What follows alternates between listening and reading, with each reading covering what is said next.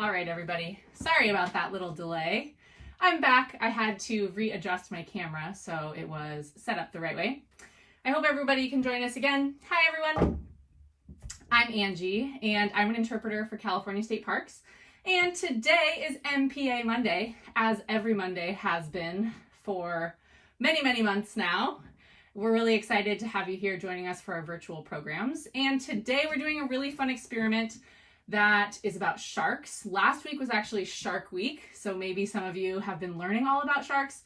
It actually ended yesterday, but I figured why not? We can keep it going for one more day to talk about sharks. So we will be talking about elasmobranchs today, which are a subclass of the class Chondrichthyes, which makes up our cartilaginous fishes. So our sharks, our skates, and our rays. And we're going to talk today about an adaptation that helps these animals stay buoyant in the ocean. So if anybody out there is a scuba diver or a free diver, you know a little bit about buoyancy and ways that we can compensate or change our level of buoyancy in the water, whether that's with a wetsuit or a weight belt or a buoyancy compensator, basically your scuba vest. And the animals that live in the ocean and swim around also need a method for controlling their buoyancy because they have a lot of pressure that is pressing down on their bodies all the time. Basically all the water that is between them and the surface of the ocean. So most fish, like this fish right here, our rockfish, have what's called a swim bladder. And their swim bladder is similar to the lungs that we have as human beings. Everybody go ahead and take a nice deep breath.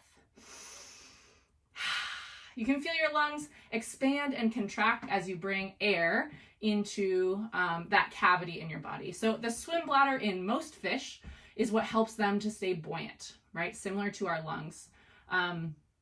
But our elasmobranchs, or our chondrichthyes, or our sharks, don't have a swim bladder. So how do they stay neutrally buoyant or negatively buoyant enough to stay on the bottom of the ocean and swim around all the time? So like I mentioned, our fish have a swim bladder similar to our lungs. If you've ever been fishing for rockfish before, maybe inside or outside of a marine protected area, then you might have noticed if you brought them up from a really deep part of the ocean that their swim bladder can actually be distended.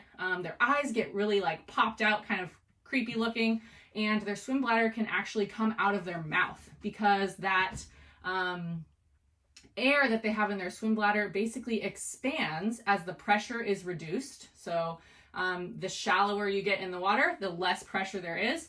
And pressure and volume have this inverse relationship because of this thing called Boyle's Law.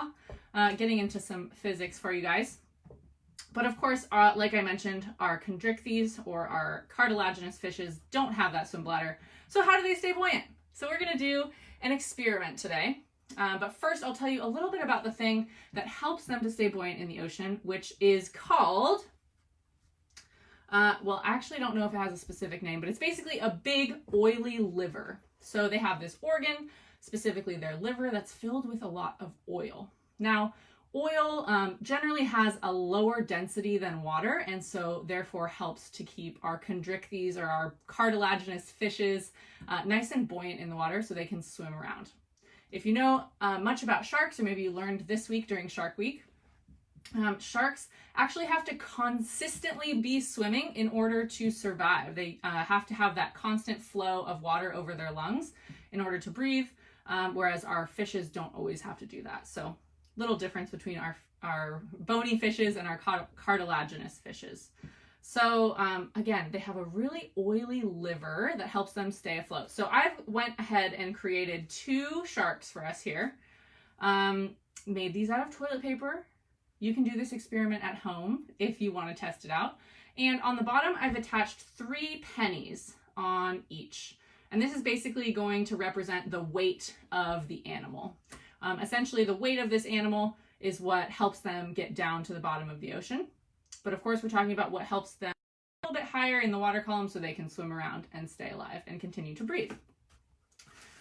So here I have a tub of water to represent the ocean, and we're going to go ahead and put our sharks in the water. Okay, so the first shark is going to have an empty cavity, they're not going to have that oily liver.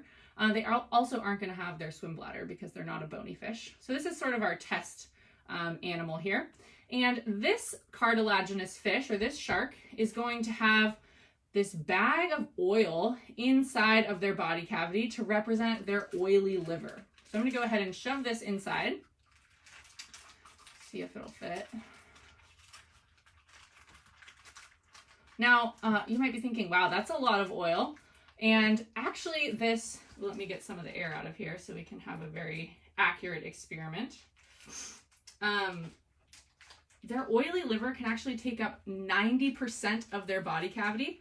That's a lot of the space in their body. So if you're thinking that's a lot of oil, that might actually be a pretty accurate representation of how much space their liver takes up.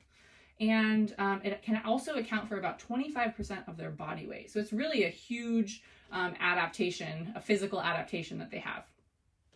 So we have our shark with no oily liver, and then we have our shark with our oily liver here. And I'm going to go ahead and drop them both in the water, and we're going to see which one floats. Now, everybody take a moment to take a guess of what's going to happen to our chondrichthyes, or our cartilaginous fish, also known as a shark, that's put in the water versus the one that doesn't have the oily liver. What do you think is going to happen?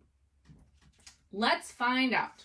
So again, this side right here, my left side, your right side probably, or yeah, I'm not sure how it's showing up on your screen. Oily liver, no oily liver. Here we go.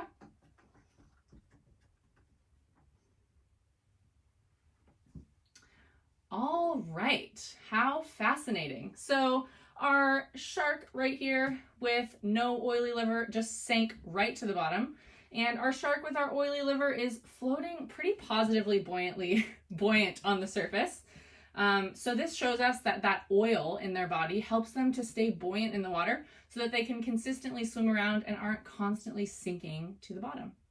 So another fun fact is that the oil in their liver is called squalene, or contains a compound called squalene.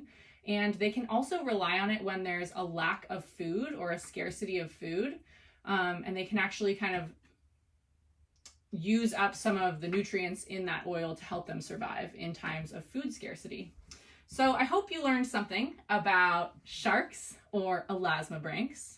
The subclass of chondrichthyes are cartilaginous fish, sharks, skates, and rays. And now you know how they stay buoyant in the ocean and swim around. If you have any questions, go ahead and post them in the comment section. Thanks everybody for tuning in. For those of you that don't know, we do these programs every day at 3 o'clock, and we cover various topics that are related to our North Coast state parks. In the time of COVID-19, we think it's really important that all of us stay connected one way or the other. So whether you're able to make it to our parks or not, we're really glad that you're here with us online, and continue to engage. If you enjoyed this video, go ahead and like, share, and comment, and I'll answer any questions that you might have. We'll talk more about sharks and more about marine animals in the coming weeks. One thing I also wanted to mention about sharks, I have this poster behind me, and it represents the animals that are likely to benefit from marine protected areas. We have 124 MPAs in California, and there are lots of different animals that benefit from their presence.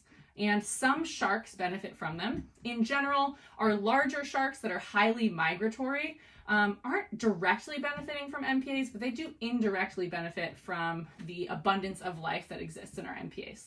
So if you're curious about that, this poster is available online. I'll post the link for it. There's a really fun coloring sheet for it too.